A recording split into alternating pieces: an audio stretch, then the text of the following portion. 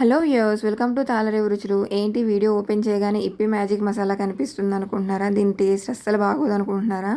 నేను చెప్పిన విధంగా చేశారంటే మాత్రం నూడిల్స్ కన్నా కూడా చాలా టేస్టీగా ఉండే ఎగ్ ఇప్పి మీరు టేస్ట్ చేసేయచ్చు అన్నమాట. మరి ఆలస్యం చేయకుండా రెసిపీలోకి వెళ్ళిపోదాము. ముందుగా బాండీ పెట్టుకొని స్టవ్ ఆన్ చేసుకుని అందులో ఆయిల్ వేసుకున్నాము. ఆయిల్ హీట్ ఎక్కాక ఒక ఎగ్ అయితే పొడుచుకొని వేసుకుంటున్నాం మేము అందులో. మీకు కావాల్సినన్ని ఎగ్స్ వేసుకోవచ్చు. సో ఎగ్ వేసేసుకుని దాన్ని గరిటెతో బాగా మిక్స్ చేసేసుకోవాలన్నమాట. తిప్పేసుకొని బుర్జీ కింద చేసేసుకున్నాం దాన్ని.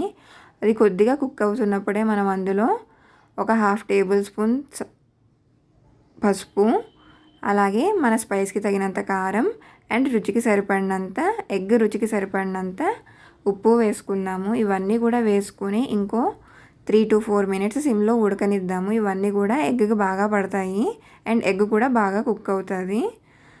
అండ్ ఇలా వేస్తున్నప్పుడు కంపల్సరీ పసుపు వేయండి. ఆమ్లెట్స్ కానీ బుర్జీ కానీ వేస్తున్నప్పుడు బాయిల్డ్ ఎగ్ అయితే బాగా కుక్ అయిపోతుంది, కానీ ఇలా వేస్తున్నప్పుడు ఒక్కొక్కసారి సరిగ్గా కుక్ అవ్వని ఛాన్సెస్ ఎక్కువ ఉంటాయి. సో పసుపు డెఫినెట్గా యూస్ చేయండి. సో ఇన్ఫెక్షన్స్ మ్యాక్సిమం అవాయిడ్ చేయొచ్చు.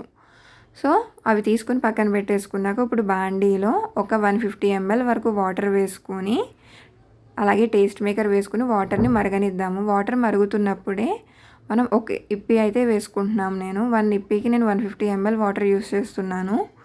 సో వీటిని ఉడకనిద్దాం. ఇప్పుడు ఇది కొద్దిగా ఉడికాక ఇందులోనే ఇంకొంచెం స్పైస్ వేసుకుంటే బాగుంటుంది కదా అని చెప్పి మేమైతే కారం వేసాము.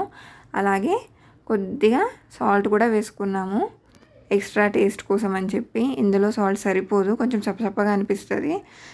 సో ఇవన్నీ వేసుకొని అలాగే మనం స్క్రాంబుల్ చేసి పెట్టుకున్న ఎగ్ కూడా వేసేసుకొని శుభ్రంగా మిక్స్ చేసేసుకుంటే ఎంతో టేస్టీగా ఉండే ఎగ్ ఇప్పి రెడీ అయిపోయినట్టు అన్నమాట. రెసిపీ నచ్చితే లైక్ చేయండి, సబ్స్క్రైబ్ చేయండి.